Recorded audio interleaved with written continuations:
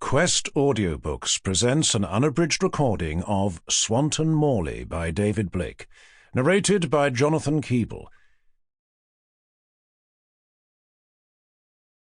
Do not seek revenge or bear a grudge against anyone among your people, but love your neighbour as yourself. Leviticus, chapter 19, verse 18. Prologue. Monday the 23rd of June. Steering his decrepit old Fiat Uno left onto Dereham Road, Albert Sparks brought his eyes off the unlit road ahead to glance down at the fuel gauge to find the needle resting firmly in the red. "Shit!" he cursed, lifting his foot off the accelerator to further reduce his speed.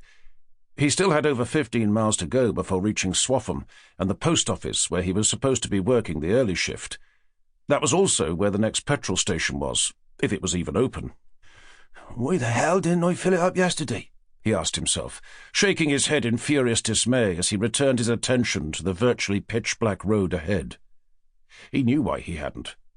Until his next paycheck, which wasn't due for another 9 days, he didn't have enough money to make his monthly mortgage payment, let alone all the bills that kept constantly piling up. His philosophy to just stick everything onto his various credit cards wasn't going to work either. All 3 had maxed out 2 months before, leaving him barely able to pay the interest on each.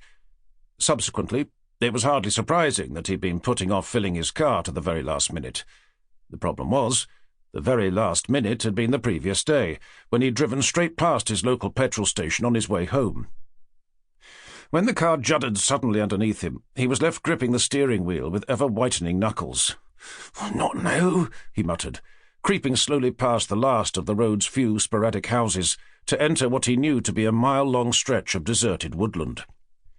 Thinking if he could just make it to Swanton Morley, the next village along, that he might then be able to find someone who was both willing and able to give him some petrol, he reduced his speed even more, only to remember the time. It wasn't even 4:30 in the morning.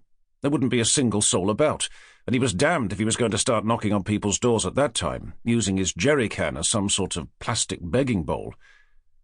As the idea came to him that there was a slim chance that the village's newsagent would be open, the car juddered alarmingly again. "Oh, come on," he muttered, urging it on with nothing more than the power of his panic-stricken mind. "Just another half a mile and I'll be there." The moment he said it happened again, but this time, instead of spluttering back into life, the engine fell into a motionless, unwelcome silence.